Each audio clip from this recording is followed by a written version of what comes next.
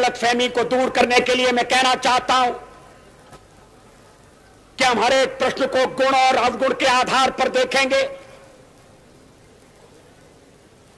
लेकिन मध्य पूर्व के बारे में यह स्थिति साफ है कि अरबों की जिस जमीन पर इजराइल कब्जा करके बैठा है वो जमीन उसको खाली करना होगी। Hello, welcome to legal awareness web series. मेरे बहुत से व्यूअर्स ने पैलेस्टाइन इजराइल कॉन्फ्लिक्ट को समझाने की रिक्वेस्ट की। देखिए, हम इस पे ऑलरेडी प्रोफेसर मिर्ज़ा असमर बेग को इंटरव्यू कर चुके हैं। वो वीडियो आप देख लीजिए तो आपको डिटेल्स पता चल जाएंगी।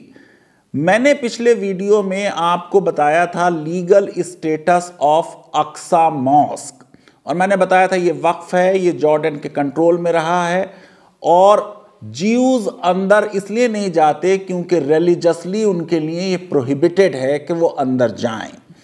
अब ये पूरा झगड़ा जो इस वक्त हो रहा है, मैं लार्जर पैलेस्टीनियन इजरायली कॉन्फ्लिक्ट की बात नहीं कर रहा हूं, ये झगड़ा हो रहा है सेटलमेंट को लेकर। ये झगड़ा हो रहा है फिलिस्तीनियों की प्रॉपर्टी पर सेटलर्स के कब्जे को वैलिडेट किया जा रहा है। जो करंट झगड़ा है वो है 36 पैलेस्टीनियन फैमिलीज के बारे में, 165 इंडिविजुअल्स के बारे में, जिसमें बहुत से बच्चे हैं जिनके घर हैं बत्न अल हवा, सिलवान और शेख जर्रा में। और ये लोग जो हैं ये ओल्ड सिटी में रह रहे हैं और अब 1000 लोग होमलेस होने जा रहे हैं। और ये सारा मामला थियोलॉजी का नहीं है, ये मामला लॉ का है। चक्कर ये है कि एक एडमिनिस्ट्रेटिव लॉ 1970 में इजराइल ने बनाया, जिसमें उसने ज्यूज को राइट दिया कि वो अपने एसेट्स को रिक्लेम करेंगे ईस्ट जेरूसलम में अगर उनके वो एसेट्स उनके थे 1948 से पहले। यानी ईस्ट जेरूसलम पर जब ज्यूज ने और इजराइल ने कब्जा कर लिया तो वो ज्यूज को ये हक दे रहा है लॉ, 1970 का लॉ, कि अगर 1948 में ये प्रॉपर्टी आपकी थी तो आप इसे वापस ले लें, रिक्लेम कर लें।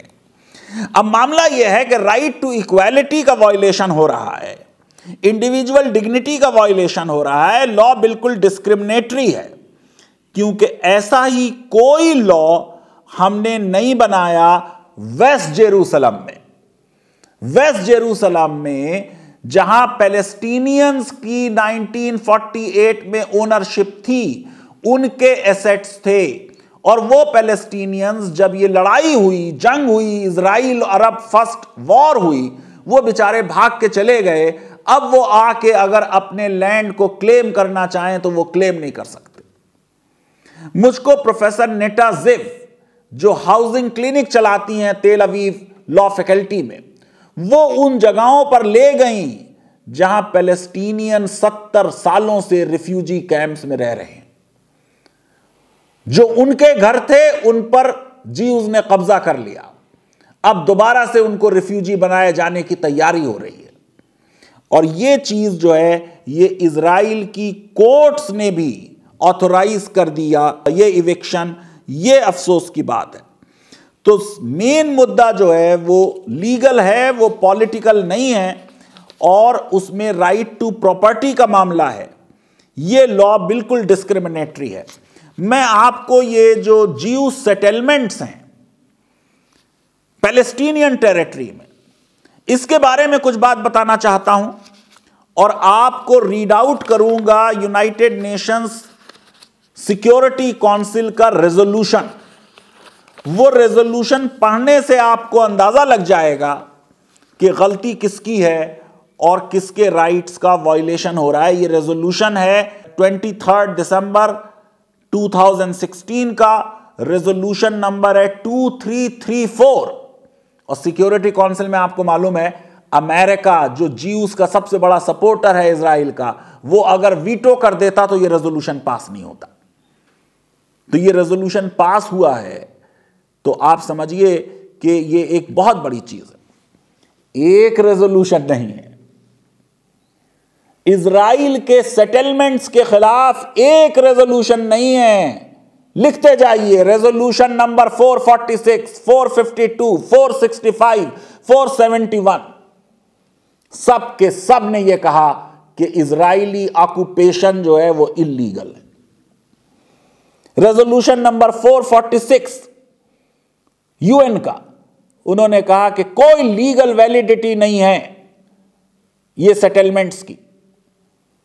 और ये रेजोल्यूशन जो मैं अभी आपको पढ़ने वाला हूं, इसको जब आप सुनेंगे तो आपको एहसास होगा कि इस रेजोल्यूशन में अर्लियर रेजोल्यूशंस का रेफरेंस आ गया। रेजोल्यूशन नंबर 242 1967 का है, 338 1973 का है, 446 1979 का है, 465 1980 का है, 478 1980 का है, 1397 2002 का है, 1515 2003 का है, 1850 2008 का है। सुनिए इसको कि यूनाइटेड नेशंस की सिक्योरिटी काउंसिल क्या कह रही है। Guided by the purposes and principles of the charter of the United Nations and reaffirming inter alia the inadmissibility of acquisition of territory by force। आज के इंटरनेशनल लॉ में किसी देश को यह हक नहीं है कि दूसरे के देश पर, दूसरे की टेरिटरी पर जबरदस्ती कब्जा कर ले। Reaffirming the obligations of Israel the occupying power to abide by its legal obligations and responsibilities under the 4th Geneva Convention relative to the protection of civilian persons in time of war of 12th August 1949, and recalling the advisory opinion rendered on 9th July 2004 by International Court of Justice। Law बता रहा हूं, international court of justice ने 2004 में यह settlement, ये Palestinian territories के कब्जा, वहां पे यहूदियों को बसाए जाने को कह दिया, ये इल्लीगल है under international law. UN security council reference दे रही है उस आईसीजी के ऑर्डर का। Considering all measures aimed at altering the demographic composition, वहां की डेमोग्राफी बदलने की कोशिश है जी, उसको बसा दिया जाए, पैलेस्टीनियंस कम हो जाएं। Character and status of the Palestinian territory occupied since 1967 including East Jerusalem, including inter alia the construction and expansion of settlements, transfer of Israeli settlers, confiscation of land, demolition of homes, and displacement of Palestinian civilians in violation of humanitarian law and relevant resolutions। और फिर UN security Council ने कहा, expressing grave concern that continuing Israeli settlement activities are dangerously imperiling the viability of two-state solution based on 1967 lines। दो states बनेगी, एक Palestine की होगी, एक इजराइल की होगी। 2003 का रेजोल्यूशन क्वार्टेट रोड मैप, उसको रिकॉल किया और उसके बाद ये रेजोल्यूशन क्या बात कह रहा है, उसको लैंग्वेज सुनिए उसकी, वो लैंग्वेज ही आपको बता देगी कि गलती किसकी है। Condemning all acts of violence against civilians including acts of terror as well as acts of provocation, incitement and destruction। Condemning all acts of violence against civilians including acts of terror। कौन कर रहा है ये terror? Terrorism तो कोई भी करे गलत है, वायलेंस तो किसी चीज का हल नहीं है। as well as acts of provocation, incitement and destruction, ये सारी प्रोवोकेशन इजराइल की तरफ से हो रही। फिर कहा, reiterating its vision of a region where two democratic states, Israel and Palestine, live side by side in peace within secure and recognized borders. और फिर उन्होंने अपने रेजोल्यूशंस लिस्ट किए 1 से लेके 13 तक। नंबर 1, ये यूएन सिक्योरिटी काउंसिल कह रही है, reaffirms that the establishment by Israel of settlements in Palestinian territory occupied since 1967, including East Jerusalem, has no legal validity and constitutes flagrant violation under international law and a major obstacle to the achievement of two-state solution and a just, lasting and comprehensive peace. अभी कुछ लोग लिख देंगे कि Faizan Mustafa Palestine को favour कर रहे हैं। ये मैं नहीं पढ़ रहा हूं, ये यूएन सिक्योरिटी काउंसिल का रेजोल्यूशन है कि जो इजरायली सेटलमेंट्स हैं, they constitute फ्लैग्रेंट violation under international law. Resolution number 2, point number 2 of this resolution reiterates its demand that Israel immediately and completely cease all settlement activities in the occupied Palestinian territory, including East Jerusalem, and that it fully respect all of its legal obligations in this regard. फौरन वहां से withdraw होना चाहिए। कहानी यह है कि जो मुस्लिम राष्ट्र हैं, सो कॉल्ड मुस्लिम राष्ट्र, अब यूएई ने इजराइल से अपने ताल्लुकात बना लिए। मेरे हिसाब से ठीक किया, बहुत देर कर दी। अगर 1948 का फार्मूला एक्सेप्ट हो जाता तो मसले का हल हो जाता। 45% टेरिटरी पैलेस्टाइन को मिल जाती, 55 इजराइल को। 67 में हल कर लेते तब भी काम हो जाता। इतना डिले किया और अब ह्यूमन राइट्स वायलेशन के लिए बोलने की हिम्मत नहीं। Underlines that it will not recognise any changes to the 4th June 1967 lines, including with regard to Jerusalem, other than those agreed by parties through negotiations. UN security Council कह रही 1967 कि 4th June 1967 के बाद कोई भी line बनाई जा रही है वो रिकॉग्नाइज नहीं होगी। Calls for immediate steps to prevent all acts of violence against civilians, including acts of terror, as well as all acts of provocation and destruction. Calls for accountability in this regard and calls for compliance with obligations under international law for the strengthening of ongoing efforts to combat terrorism, including existing security coordination, and to clearly condemn all acts of terrorism. सारे acts of terrorism का condemnation है, लेकिन खास बात है violence against civilians, including acts of terror. ये state terrorism की तरफ इशारा है। Calls upon both parties to act on the basis of international law, including international humanitarian law, and their previous agreements and obligations to observe calm and restraint, and to refrain from provocative actions, incitement, and inflammatory rhetoric, with the aim inter alia to de-escalating the situation on the ground, rebuilding trust and confidence, demonstrating through policies and actions a genuine commitment to the two-state solution, and creating the conditions necessary for promoting peace. Provocation से बचें, incitement से बचें, situation को D-escalate करें, violence खत्म हो, यह कह रही है यूएन सिक्योरिटी काउंसिल। और फिर यूएन सिक्योरिटी काउंसिल कह रही है साफ तौर से कि वो वहां पर पीस हो, अरब इनिशिएटिव हो और टू स्टेट सॉल्यूशन से यह मसले को हल किया जाए। अब आप सोचिए कि मैंने आपको आईसीजे का जजमेंट बता दिया, यूएन का रेजोल्यूशंस बता दिए, यूएन सिक्योरिटी काउंसिल का रेजोल्यूशन बता दिया। आइए 2007 का UN special rapporteur for Palestine John Dugard, उसने क्या लिखा है वो सुन लीजिए।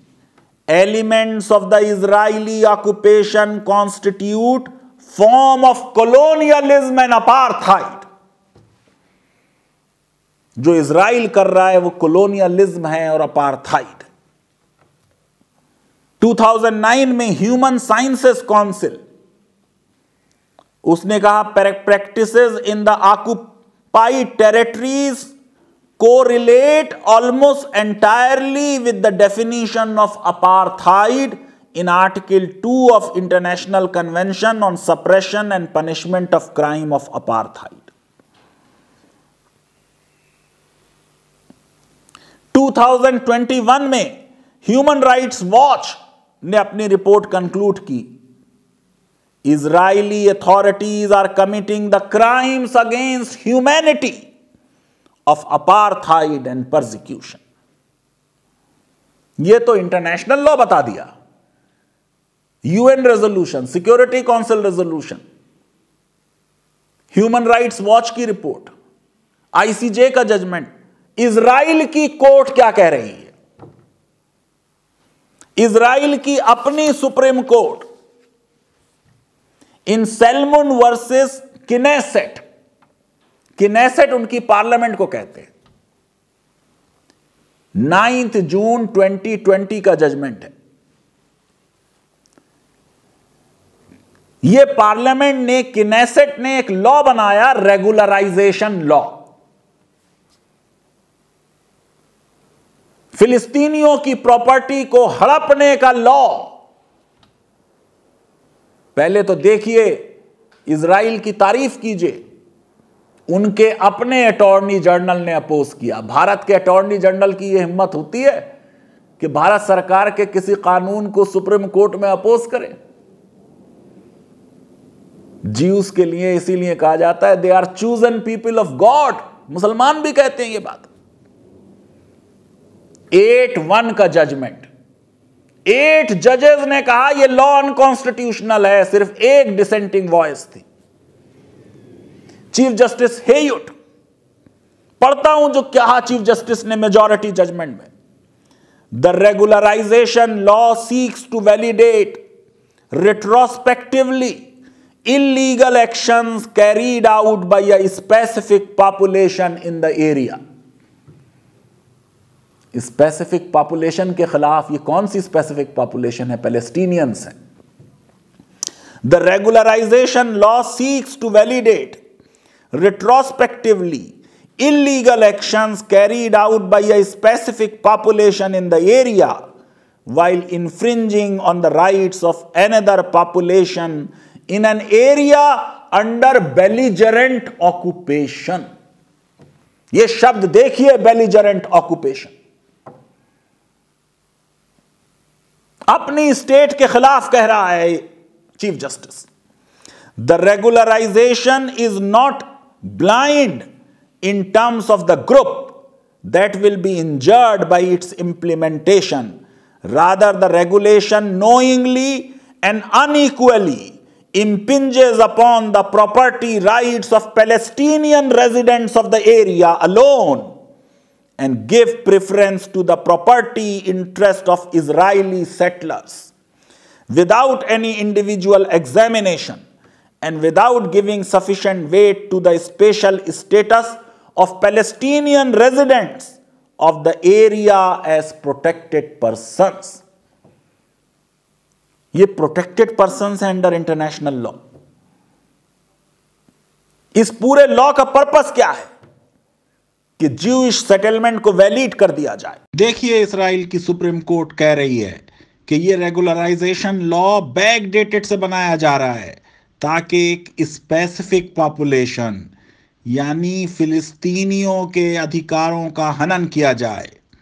सोचिए, सीएए पे हमारी क्या सुप्रीम कोर्ट इस तरह से देखेगी कि ये लॉ जो है ये टारगेट कर रहा है एक पर्टिकुलर ग्रुप को एक्सक्लूड करने के लिए।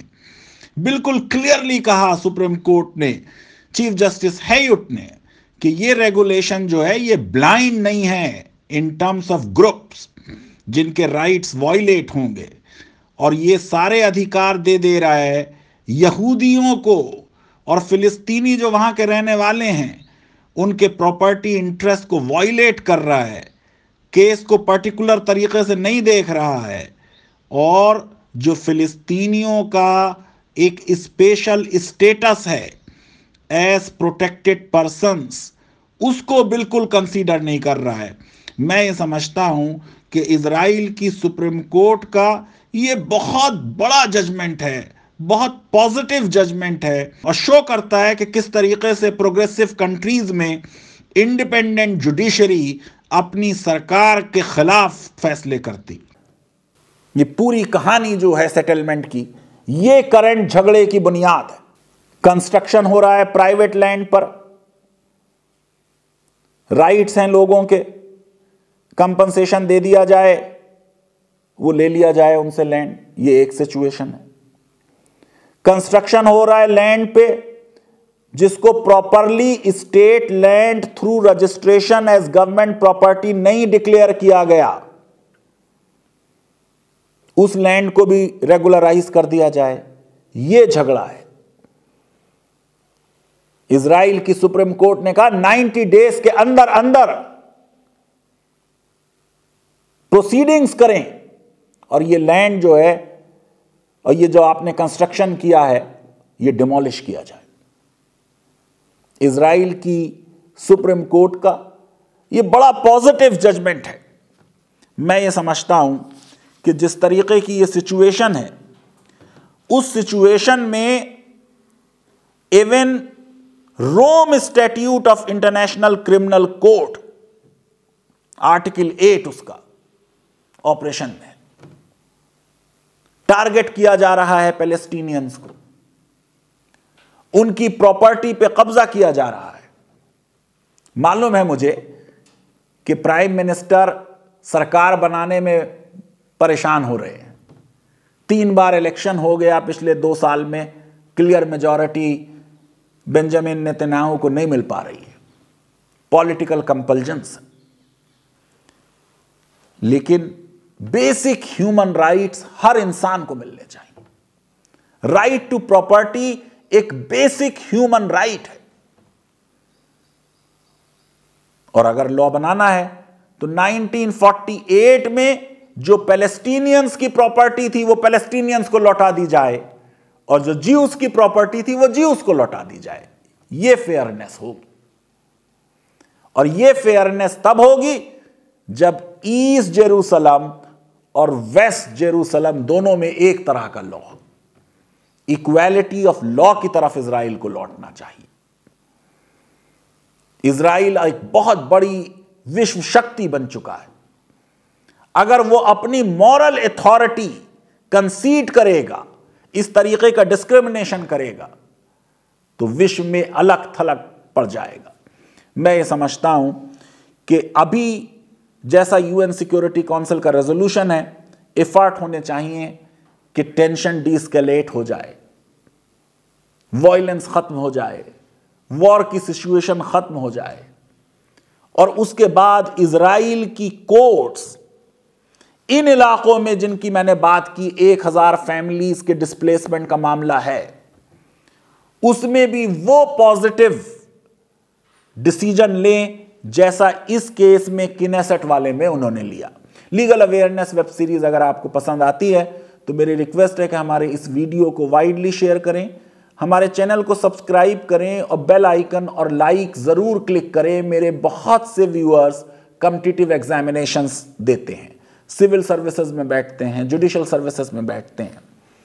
इस मुद्दे को समझें, ये करंट अफेयर्स के लिए, उनके इंटरव्यू के लिए, उनको क्लैरिटी लाने में बहुत हेल्प करेगा। बहुत बहुत शुक्रिया, धन्यवाद, थैंक यू वेरी मच।